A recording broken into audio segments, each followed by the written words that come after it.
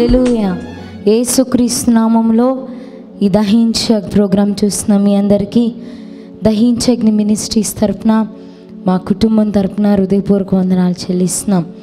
మనమందరం ప్రార్థనాపూర్వకంగా ఈరోజు ప్రోగ్రాంని ప్రారంభించుకుందాం. అందరు కళ్ళు మూసుకున్నట్లయితే ప్రార్థన చేసుకుందాం. మహాగణుడా, మహోన్నతుడా, నిన్న నేడు నిరంతరం మారని దైవమ్మా, నీకు స్తుతులు స్తోత్రాలయ్యా. అయ్యా తండ్రి, ఈరోజు ప్రోగ్రాంకి నేను ఆహ్వానిస్తున్నాం ప్రవ్వా. మీరే దిగిరండి యేసయ్యా. మా అందరినీ దర్శించుటకు, మాతో మీరు ముఖాముఖిగా మాట్లాడుటకు దిగిరమ్మని ప్రార్థిస్తూ ఉన్నానయ్యా. యేసయ్యా, నీ మాటలు మా నోట పెట్టండి యేసయ్యా. అయ్యా మీరే దిగిరండి పరిశుద్ధాత్మదేవా. ఈ దినం నువ్వు మమ్మల్ని తాకాలి యేసయ్యా. ఈ దినం మమ్మల్ని నువ్వు దర్శించాలి యేసయ్యా. నీ దర్శనం మాకు కావాలి యేసయ్యా. మీరే ఒక అద్భుత కార్యాన్ని జరిగించమని ప్రార్థిస్తూ ఉన్నానయ్యా. అయ్యా, ఒక అద్భుత కార్యాన్ని జరిగించండి స్వామి. ఒక అద్భుత కార్యాన్ని జరిగించమని ప్రార్థిస్తూ ఉన్నాను ప్రభా. అయ్యా, నీ శక్తిని విడుదల చేయండి, నీ మహిమను విడుదల చేయమని నిన్న నేడు నిరంతరం ఏకరీతిగా ఉండే దైవమా, నీకే స్తుతులు స్తోత్రాలు చెల్లిస్తున్నాం ప్రభా. మా స్తుతి ఆగము నీకే చెల్లిస్తున్నాం ప్రభా. యేసయ్యా, స్తుతులకు పాత్రుడు, స్తోత్రార్హుడు, పూజార్హుడు నువ్వే యేసయ్యా. మా స్తుతి ఆగము నీకే చెల్లిస్తూ యేసు నామములో అడిగి వేడుకుంటున్నాం తండ్రి. ఆమేన్, ఆమేన్, ఆమేన్. హల్లెలూయా, హల్లెలూయా. ఈ దినం దేవుడు నా హృదయంలో పెట్టిన మాటని మీతో పంచుకోవాలనుకుంటున్నాను. ఈరోజు దేవుడు నాకు ఇచ్చిన అంశం ఏంటంటే, నన్ను ప్రేమించే వారికి నేను ఇచ్చే ఆశీర్వాదాలు. హల్లెలూయా. ఎంతోమంది దేవుని యొక్క ప్రేమ నుంచి దూరంగా వెళ్ళిపోతారు.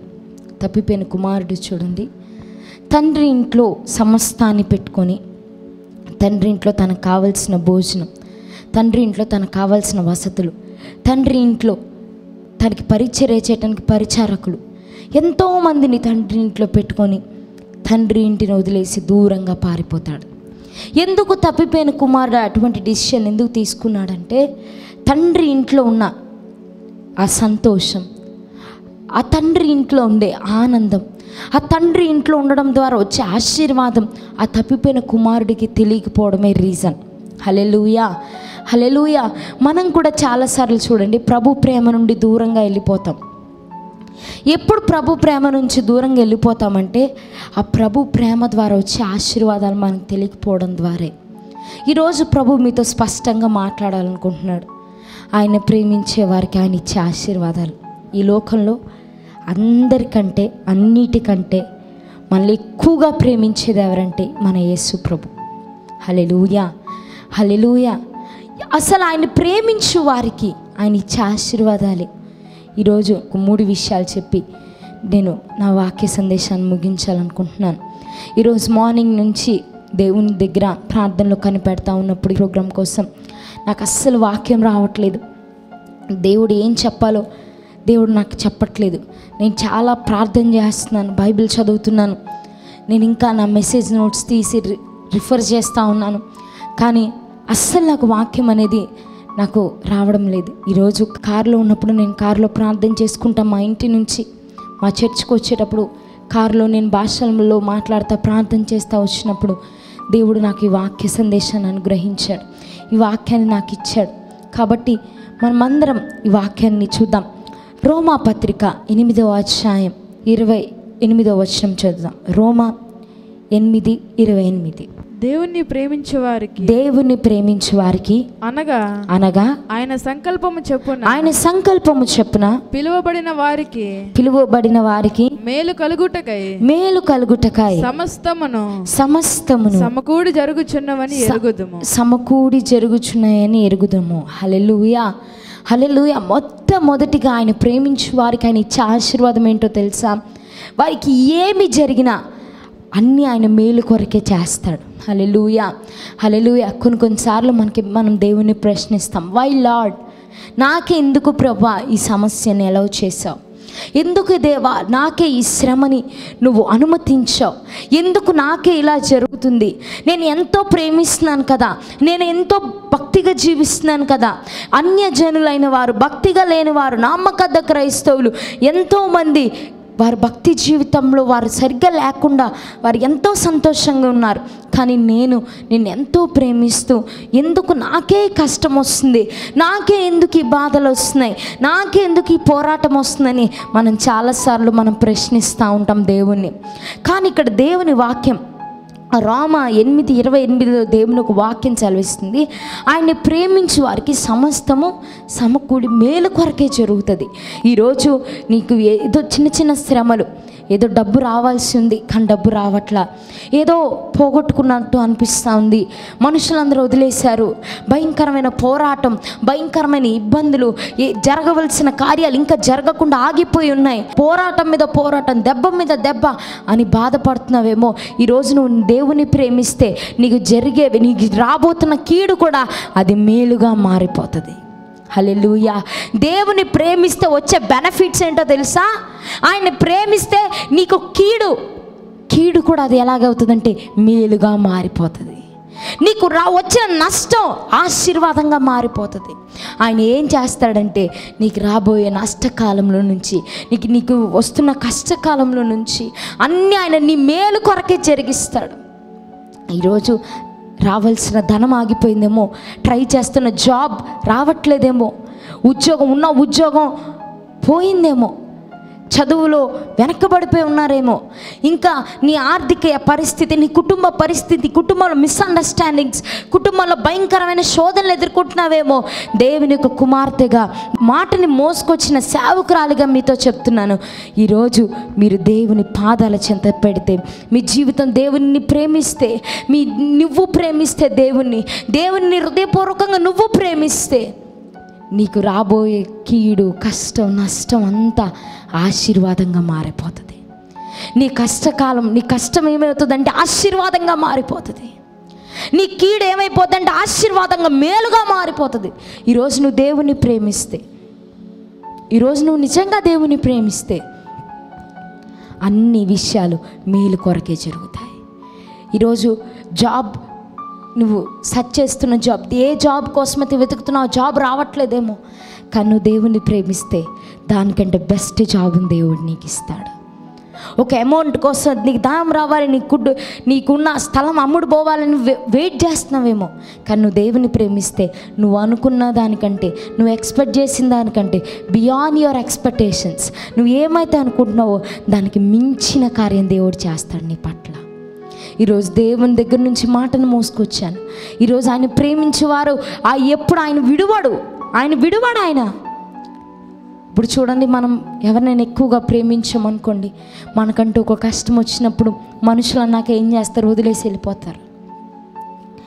మనకంటూ ఒక ప్రాబ్లం వచ్చినప్పుడు, మనకంటూ ఒక సమస్య వచ్చినప్పుడు, మనకంటూ ఒక దినం చేయి చాపే దినం వచ్చినప్పుడు ఏం చేస్తారంటే మనుషులు మనల్ని వదిలేసి వెళ్ళిపోతారు. మనుషులు మనల్ని మిస్అండర్స్టాండింగ్ చేసుకొని వెళ్ళిపోతారు. ఏదైనా నీ దగ్గర అట్రాక్టివ్గా, ఏదైనా అటెన్షన్గా ఏదైనా ఉంటేనే, మనుషుల్ని ఆకర్షించుకునేది ఏదైనా నీ దగ్గర ఉంటేనే మనుషులు ప్రేమిస్తారు. డబ్బు, చదువు, అందం, ఇంకా పేరు, ప్రతిష్టలు, ఇవన్నీ ఉంటేనే మనుషులకు అటెన్షన్ నీ మీద ఉంటుంది. కానీ నువ్వు యేసే నిజంగా ప్రేమిస్తే ఆయన ఎన్ని ఆశీర్వాదాలు ఇస్తాడో తెలుసా? ఆయన ఎంత ఆశీర్వదిస్తాడో తెలుసా? నీకు వస్తున్న కీడు, నీకు వస్తున్న శ్రమ, నీకు వస్తున్న శోధన, నీకు వస్తున్న అవమానం, నీ అవమానం ఆశీర్వాదంగా మారుతుంది. నీ నిందలు, నీ అవమానాలు, నీ పోరాటం దీవెనకరంగా మారుతుంది. నీ కన్నీటి లోయలో నువ్వు జీవిస్తున్నావేమో సంతోష ఊటలుగా ఆయన మారుస్తాడు. ఈరోజు ఆయన ప్రేమించే వారికి సమస్తము సమకూడి మేలు కొరకే. ఈరోజు దేవుడు నీతో మాట్లాడుతున్నాడు. నువ్వు నన్ను ప్రేమిస్తున్నావు కదా, నీకు వచ్చినవని, నీకున్న పోరాటం నీ మేలు కొరకే, నీకున్న శోధన నీ మేలు కొరకే, నీకున్న బాధలు నీ మేలు కొరకే అని దేవుడు నీతో మాట్లాడుతూ ఉన్నాడు. రెండోదిగా, దేవుని ప్రేమించే వారికి రెండోది ఆశీర్వాదం ఏంటో తెలుసా? ద్వితీయోపదేశకాండం 7వ అధ్యాయం 9వ వచనం చదువుదాం. 7-9. కాబట్టి నీ దేవుడని యెహోవా తానే దేవుడనియు తన్ను ప్రేమించి తన ఆజ్ఞను అనుసరించి వారికి తన నిబంధనను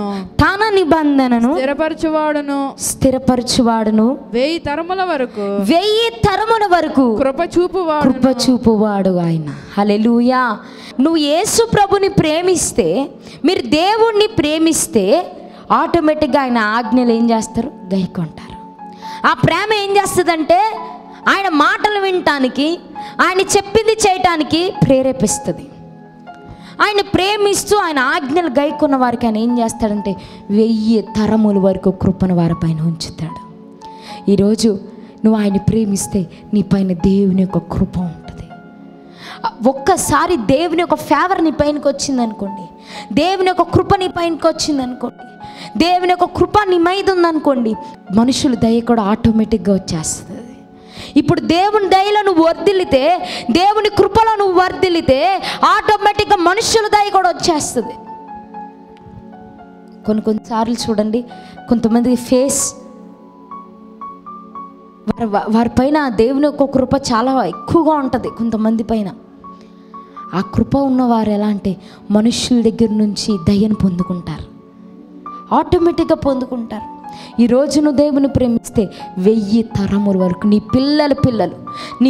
పిల్లలు ఆ కృపని, ఆ సన్నిధిని అనుభవిస్తారు. ఈరోజు నువ్వు దేవుని ప్రేమిస్తే ఈరోజు ఆ కృప నీ పైన దిగాలి. ఈరోజు ఆ కృప నీ పైన దిగాలి. దేవుని యొక్క కృప నీ పైన దిగాలి అంటే ఈరోజు నిన్ను శ్రమకాలం నుంచి, రాబోతున్న నష్టకాలం నుంచి నిన్ను తప్పించేది దేవుని యొక్క కృప. ఈరోజు దేవుని యొక్క కృప నీ పైన రావాలంటే, నువ్వు పరిచర్య చేయాలన్నా, నువ్వు ఈ లోకంలో జీవించాలన్నా, ఈ పాపిష్టి లోకంలో పరిశుద్ధంగా జీవించాలన్నా, ఈ కృతజ్ఞత లేని లోకంలో నువ్వు దేవుని కొరకు సాక్షిగా బ్రతకాలన్నా, ఈ అన్యజనుల మధ్యలో నువ్వు దేవునికి నమ్మకంగా జీవించాలన్నా, నమ్మకమైన కుమారుడుగా కుమార్తెగా నువ్వు జీవించాలంటే నీకు కావాల్సిందేంటో తెలుసా? కృప. ఆ కృప ఎప్పుడు దిగుతుందంటే నువ్వు దేవుని ప్రేమించినప్పుడు. నువ్వు దేవుని ప్రేమించినప్పుడు, దేవుడు పాదాలు పట్టుకున్నప్పుడు ఆ కృప నీ పైనకి దిగిపోతుంది. నీ పిల్లలు 1000 తరముల వరకు కృపని ఇస్తానని దేవుడు నీతో మాట్లాడుతూ ఉన్నాడు. ఈరోజు ఆయన్ని ప్రేమిస్తూ ఆయన ఆజ్ఞలు గైకొనే వారికి ఆయన ఏం చేస్తాడంటే 1000 తరముల వరకు కృపని అనుగ్రహిస్తాడు. ప్రియ సహోదరి సహోదరుడా, ఈరోజు నువ్వు దేవుని ప్రేమిస్తున్నావంటే, ఈరోజు నువ్వు నీ జీవితం దేవుని ప్రేమిస్తుందంటే, ఈరోజు నీ జీవితం దేవుని ప్రేమిస్తుంది, నీ నడవడిక దేవుని ప్రేమిస్తుంది, నీ మాట దేవుని ప్రేమిస్తుంది, నీ ఆలోచన దేవుని ప్రేమిస్తున్నాయంటే నీ తరతరాలు ఆ కృపను పొందుకుంటాయి. నీ పిల్లలు నీ ఆ కృపను పొందుకుంటారు. చూడండి, తల్లిదండ్రులు భక్తిగా ఉంటే ఆటోమేటిక్గా పిల్లల్లోకి ఆ భక్తి వచ్చేస్తుంది. ఇంట్లో తల్లిదండ్రులు చూడండి, బూతులు ఆడుకుంటా, తిట్టుకుంటా, భయంకరమైన మాటలు మాట్లాడుకుంటా, శాపనార్థకరమైన మాటలు మాట్లాడితే వారి పిల్లలు కూడా ఎలా ఉంటారంటే బూతులు మాట్లాడతా, ఫ్లితి వర్డ్స్ మాట్లాడుకోని మాటలు మాట్లాడుతూ ఉంటారు. అదే ఇంట్లో ఒక భక్తి కల కుటుంబం అయితే అందులో నుంచి వచ్చేవారు కూడా చాలా భక్తిగా ఉంటారు. ఈరోజు నువ్వు కృప పొందుకున్నావంటే నీ కుటుంబం కృప పొందుకుంటుంది. ఈరోజు నువ్వు దేవుని ప్రేమిస్తే నీ తరతరాలు 1000 తరాల వరకు ఆ కృప ఏలుబడి చేస్తుంది. మూడోదిగా ఏంటంటే యాకోబు 1:12 చదువుదాం. యాకోబు గ్రంథం 1:12. శోధనను సహించువాడు ధన్యుడు. అతడు శోధనకు నిలిచినవాడై ప్రభువు తను ప్రేమించే వారికి వాగ్దానం చేసిన జీవ కిరీటం పొందును. వాగ్దానం చేసిన జీవ కిరీటం. అతడు ప్రేమించే వాడికి ఆయన ఏం చేస్తాడంటే జీవ కిరీటాన్ని ఇస్తాడు, క్రౌన్ ఆఫ్ లైఫ్. ఈరోజు దేవుని ప్రేమిస్తేనే నీకు జీవ కిరీటం. ఈరోజు పరలోక రాజ్యం వెళ్ళాలా? నువ్వు దేవుని ప్రేమించాలి. దేవుని ప్రేమించకుండా, దేవుని నువ్వు నిజంగా ప్రేమించకుండా పరలోక రాజ్యానికి ఎలా వెళ్తావు? ఆయన రాజ్యంలో ఎలాగ నీకు పాలు పొందుకుంటావు? ఆయన రాజ్యంలో ఎలాగ అడుగు పెడతావు? దేవుని ప్రేమించకపోతే నీకు నష్టం, నీకు బాధ, నీకు శోధన, నీకు కన్నీరు, నీకు వేదన, సాతాను దాడి. ఈరోజు నీ జీవితం దేవుని ప్రేమించాలి. ఈరోజు నువ్వు బ్రతికి ఉన్నావంటే, నువ్వు జీవిస్తున్నావంటే, ఊపిరి పీల్చుకుంటావంటే అది దేవుడు నీ పైన చూపిస్తున్న ప్రేమ. ఆ ప్రేమకు ప్రతిగా నువ్వు ప్రేమను ఆయనకి ఇవ్వాలి. ఆ ప్రేమకి, ఆ సిలువ ప్రేమకి ప్రతిగా చూడండి, దేవుడు ఆయన రక్తాన్ని నీ కోసం చిందించాడు. ఆయనకి తండ్రి ఇల్లు, తండ్రి యొక్క బంగారు వీధుల్లో నడవలసిన దేవుడు అవన్నిటిని వదిలేశాడు. తండ్రి చెయ్యిని కూడా నీ కొరకు వదలటానికి సిద్ధపడి ఈ లోకానికి వచ్చి ప్రాణ త్యాగం చేసి నీకు పరిశుద్ధాత్మని ఇవ్వడానికి ఆయన ప్రాయశ్చిత్తం చేసి, ఆయన పరిశుద్ధాత్మని నీకు ఇచ్చి, ఆయన ఆత్మని నీలో ఉంచి నీతో నివసిస్తున్నాడు. ఆయన నిన్నింత ప్రేమిస్తున్నాడంటే నువ్వు తిరిగి ఆయనకి ప్రేమనివ్వాలి. ఈరోజు చాలామంది దేవునికి ఏమిచ్చి ఆయన రుణం తీర్చగలవు? నీ డబ్బు ఇస్తే సరిపోద్దా? నీ జీవితంలో నీకున్న వసతులు ఆయనకి ఇస్తే సరిపోద్దా? ఈరోజు నువ్వు తిరిగి ఆయనకి ప్రేమనివ్వాలి. ఈరోజు దేవుని ప్రేమించే వారికి నిత్య జీవ కిరీటాన్ని ఇస్తాడు ఆయన. ఈరోజు దేవుని ప్రేమించు ప్రియ సహోదరి సహోదరుడా. ఈరోజు నువ్వు దేవుని ప్రేమించాలి. యేసుక్రీస్తు అనే మొదటి ప్రేమకి నువ్వు దూరంగా ఉన్నావేమో, దేవుడు నీతోనే మాట్లాడుతున్నాడు. రా, నేను నిన్ను ప్రేమించి నీ కొరకు దాచి ఉంచిన బహుమతులన్నీ ఇస్తానని దేవుడు చెప్తా ఉన్నాడు. ఈరోజు క్రీస్తు అనే మొదటి ప్రేమకి చాలామంది దూరంగా ఉన్నారు. క్రీస్తుని ప్రేమించే మనస్సు లేదు చాలామందికి. ఈరోజు యేసుని ప్రేమించండి. ఆయన జీవ కిరీటాన్ని ఇచ్చే దేవుడు. ఆయన క్రౌన్ ఆఫ్ లైఫ్. ఆయన ఈ జీవ కిరీటాన్ని నీకు ఇచ్చే దేవుడు ఆయన. కాబట్టి ఆ జీవ కిరీటాన్ని మీరు ధరింపజేసుకోవాలి. ఈరోజు ప్రియ సహోదరి సహోదరుడా, నువ్వు పరలోక రాజ్యానికి వెళ్ళాలంటే నువ్వు దేవుణ్ణి ప్రేమించాలి. 4వదిగా కీర్తన 145:20 చదువుదాం. కీర్తన 145:20. యెహోవా తను ప్రేమించు వారందరినీ కాపాడును. అయితే హల్లెలూయా. ఆయన్ని ప్రేమించు వారిని ఆయన ఏం చేస్తాడంటే కాపాడతాడు. ఇప్పుడు చూడండి, మరణం ఎలా వస్తుందో చెప్పలేం.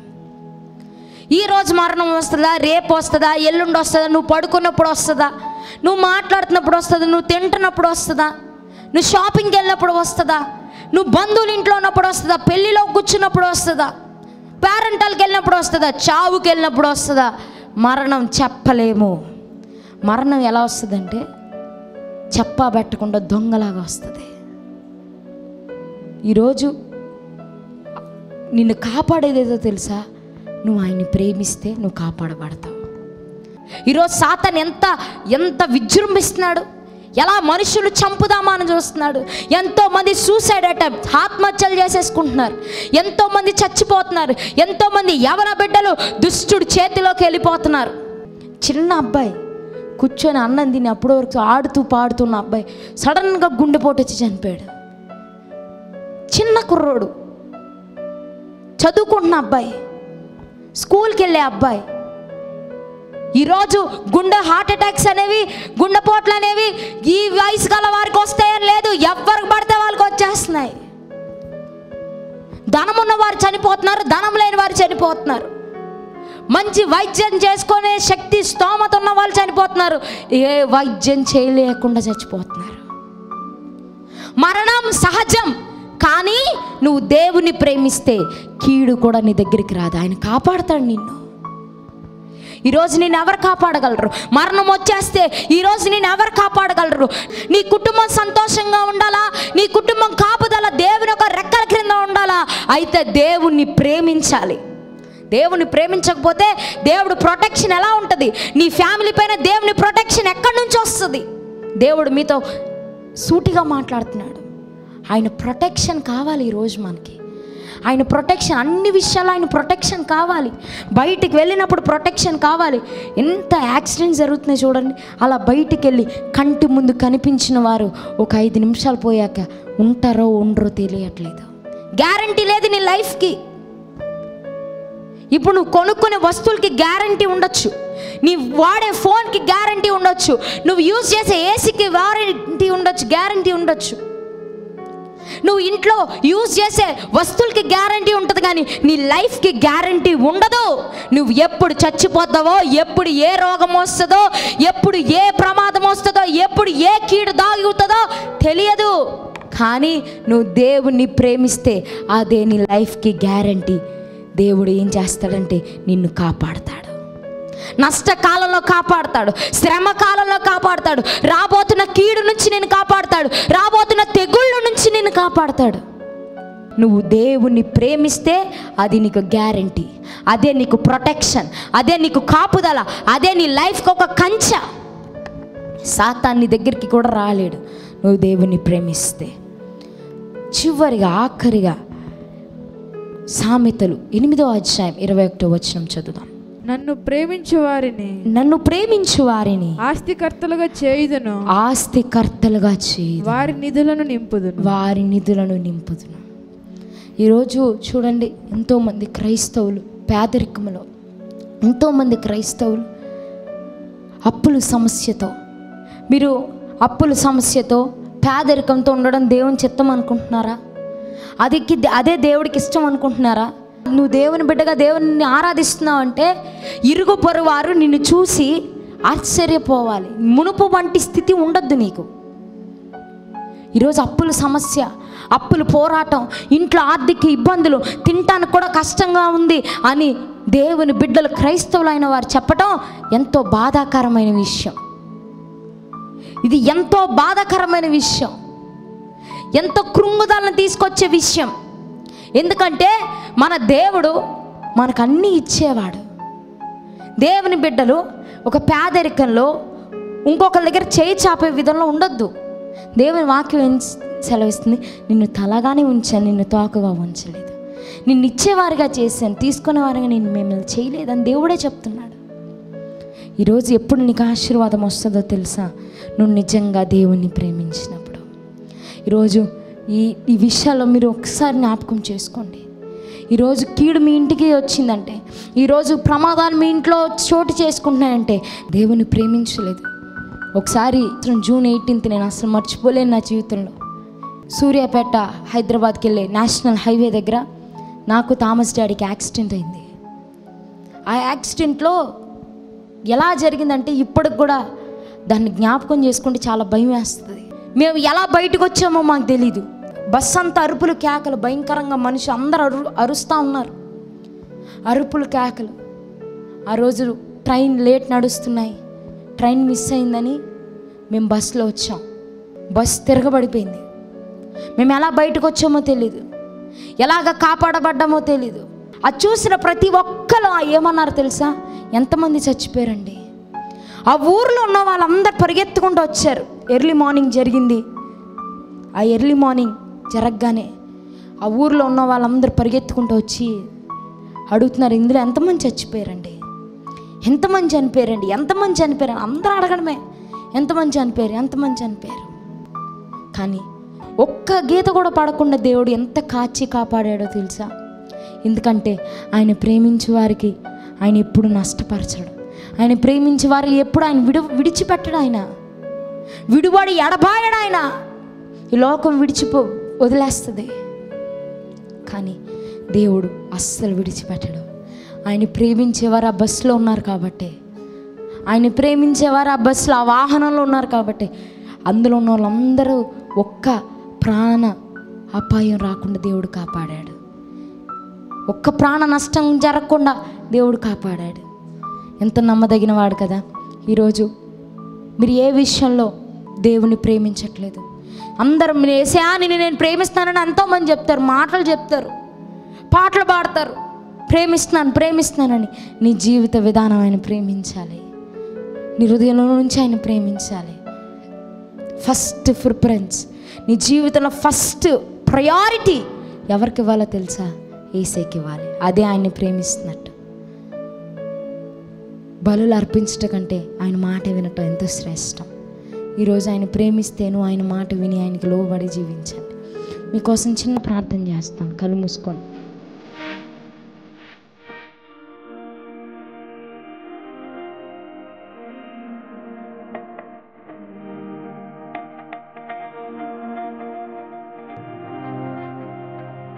స్తోత్రాలు ప్రభా, మా స్తుతి యాగము నీకే చెల్లిస్తున్నాను ప్రభా. చాలా మంచి దేవుడు ప్రభా. పలుమార్లు నిన్ను ప్రేమించకపోయినా, పలుమార్లు నిన్ను వదిలేసి వెళ్ళినా మమ్మల్ని ప్రేమిస్తూ ప్రభా, మమ్మల్ని ఓదార్సు, మమ్మల్ని బలపరుస్తున్న దేవుడు ప్రభా. నిన్ను ప్రేమించే మనసు మాకు దయచేయండి అయ్యా. నిన్ను హత్తుకునే మనసు దయచేయండి అయ్యా. యేసయ్యా, ఈ లోకంలో ఎన్నో వాటికి నేను ప్రాముఖ్యత ఇచ్చానేమో, ఎన్నో విషయాలకి ప్రాముఖ్యత ఇచ్చానేమో స్వామి. నువ్వే నా ప్రాముఖ్యత ప్రభువా. నిన్నే నేను ప్రేమిస్తాను ప్రభువా. నా తుది శ్వాస వరకు నిన్నే ప్రేమిస్తానయ్యా. నీకే స్తోత్రాలు, ఘనత, మహిమ చెల్లిస్తూ యేసు నామములో అడిగి వేడుకుంటున్నాం తండ్రి. ఆమేన్, ఆమేన్, ఆమేన్. ఒంగోలులో దహించు అగ్ని వాగ్దాన కూడిక 2025 ఫిబ్రవరి 7వ తేదీన సాయంత్రం 6 గంటల నుండి ప్రారంభించబడును. ముఖ్య ప్రసంగికులు డాక్టర్ థామస్ గారు, దహించు అగ్ని మినిస్ట్రీస్, రాజమహేంద్రవరం. స్థలం అంబేద్కర్ భవన్, ఒంగోలు. మరిన్ని వివరాలకు 9494940072 మరియు 73.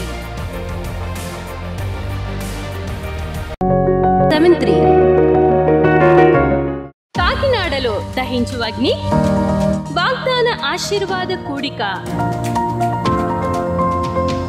ఫిబ్రవరి 12వ తేదీన సాయంత్రం 6 గంటల నుండి ప్రారంభించబడును. ముఖ్య ప్రసంగికులు డాక్టర్ థామస్ గారు, డాక్టర్ షీబా థామస్ గారు, దహించు అగ్ని మినిస్ట్రీస్, రాజమహేంద్రవరం. ఈ కూడికలో సిస్టర్ క్యాథరిన్ గారు మరియు సిస్టర్ కరిష్మా గారు శక్తివంతమైన ఆరాధనలో నడిపించెదరు. స్థలం అంబేద్కర్ భవన్, పాత బస్ స్టాండ్ రోడ్, కాకినాడ. మరిన్ని వివరాలకు 8522866868 మరియు 9494940073 మరియు 74. మీ ప్రార్థన అవసరతలకు 9494940072 మరియు 73. ఈ టీవీ కార్యక్రమాన్ని చూసి ఆశీర్వదించబడినట్లయితే దహించు అగ్ని టీవీ పరిచర్యకు మరియు బ్లెస్సింగ్ ల్యాండ్ కు సహకరించండి.